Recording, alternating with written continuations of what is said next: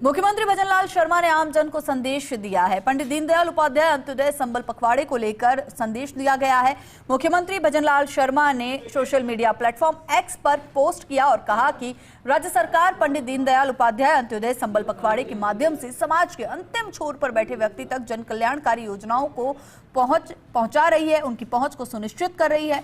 आमजन व जनप्रतिनिधियों से अपील है वे जरूरतमंद लोगों को प्रेरित करें जिससे उन्हें योजनाओं का सीधा लाभ मिल सके। साहब,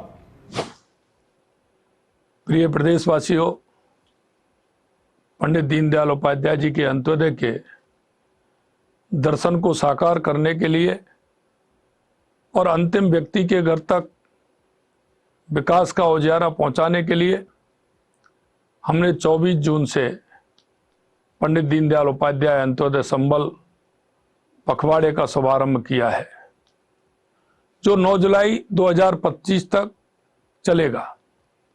साथ ही हमारी सरकार द्वारा चलाए गए वंदे गंगा जल संरक्षण जन अभियान की सफलता के लिए भी आप सभी को मैं बधाई और धन्यवाद देना चाहता हूं।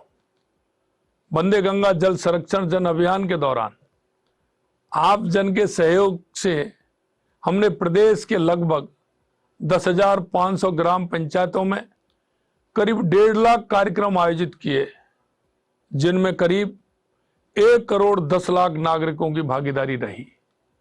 अभियान के अंतर्गत 20,000 से अधिक जल स्रोतों की सफाई के कार्य किए गए। जल संरक्षण के इस पावन अभियान की सफलता के बाद हमने जन सेवा के लिए पंडित दीनदयाल उपाध्याय अंत्योदय संबल पखवाड़े की शुरुआत की है। अंत्योदय का सिद्धांत कहता है कि जब तक गरीब, किसान, मजदूर सशक्त नहीं होगा तब तक गांव का विकास नहीं होगा। यह अंत्योदय संबल पखवाड़ा उनके दर्शन को साकार करने का एक प्रयास है। इसका उद्देश्य गरीब और वंचित वर्गों के वर्षों से अटके कार्यों की पूरा करने की योजना, उन्हें सरकारी योजनाओं का लाभ दिलाना, उनके जीवन में स्थायी बदलाव लाना है। इस पखवाड़े में शिविरों के माध्यम से भूमि संबंधी विवादों का समाधान, ग्रामीणों को उनकी जमीन का बंटवारा, स्पष्ट स्वामित्व पट्टा, पंडित दीनदयाल उपाध्याय गरीबी मुक्त गांव योजना में 10,000 गांवों में बीपीएल परिवारों का सर्वे करके उन्हें सरकारी योजनाओं से जोड़ने का कार्य किया जाएगा। ऐसे अनेक कार्य हैं। पानी की टंकियों की सफाई, लंबित नल कनेक्शनों का प्रावधान, लीकेज की मरम्मत, नहरों की सफाई से गांव में स्वच्छ पेयजल, बेहतर सिंचाई सुविधा उपलब्ध होगी। नर्सरियों से पौधों का वितरण, एक पेड़ मां के नाम अभियान पर्यावरण को मजबूत करना, मृदा नमूनों का संग्रहण और मृदा स्वास्थ्य कार्ड का वितरण किसानों को वैज्ञानिक खेती करने में सहायक बनेगा। इसी तरह बारिश के समय में हमारे पशु बीमार होते हैं, इसलिए मंगला पशु बीमा, पशुओं की जांच, इलाज और उनका टीकाकरण से पशुपालकों को आर्थिक सुरक्षा मिलेगी। आयुष्मान कार्ड वितरण से गरीब परिवारों को मुफ्त स्वास्थ्य सेवाएं मिलेंगी। एनएफएसए के लंबित प्रकरणों के निस्तारण से जरूरतमंदों को खाद्य सुरक्षा सुनिश्चित होगी।